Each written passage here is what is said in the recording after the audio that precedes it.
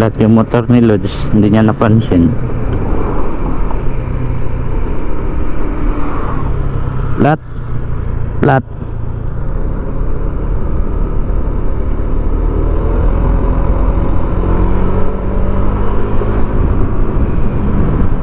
May sisira mags mo doon mga Lodi. Hindi niya napansin mga Lods na flat na yung motor.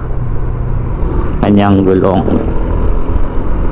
So ayun, Barangay Salvacion na tayo. So chill rides lang yung takbo natin mga Lods.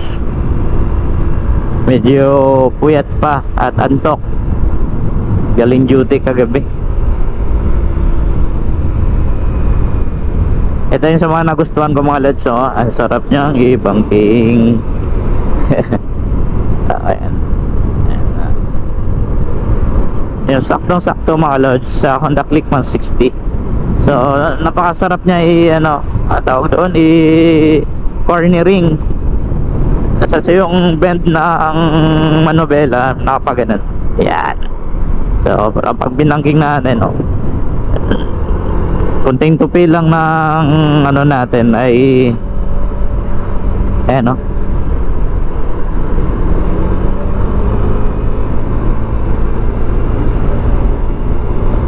sarap siya pang cornering mga Lods. Syempre pagdating sa long rides hindi ka mangangalay, kasi nga yung part na to ay malapit lang din sa natin, yung driving position natin. Nakaka-relax yung kamay natin mga Lods. Hindi siya masyadong buka, yung sakto lang yung natin, parang para maka-relax lang yung kamay natin. Yan.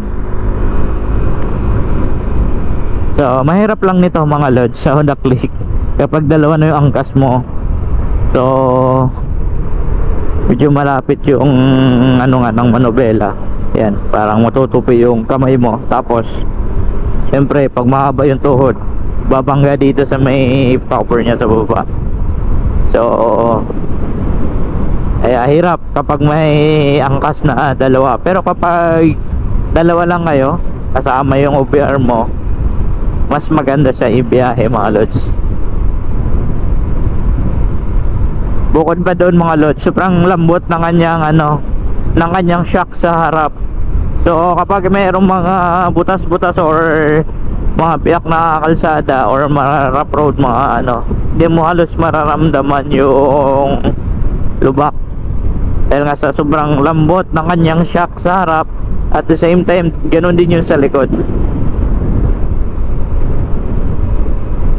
Kaya kapag nag long rides, gamit nyo ang Honda Click 160, wala kayong mararamdamang sakit sa katawan mga Lods, promise.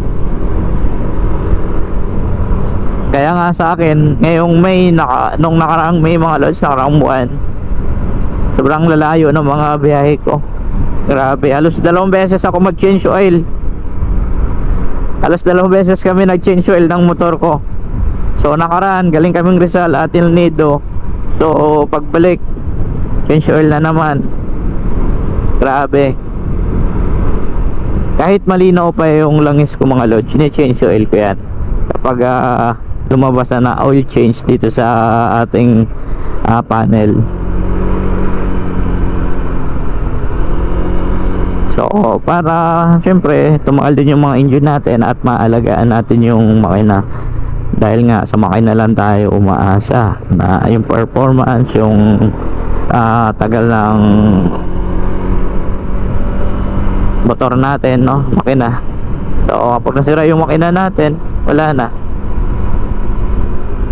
useless na yung mga 4 valve natin kapag may error na yung engine natin. So sakit sa ulo. So kaya habang alagaan natin sa langis yung motor natin.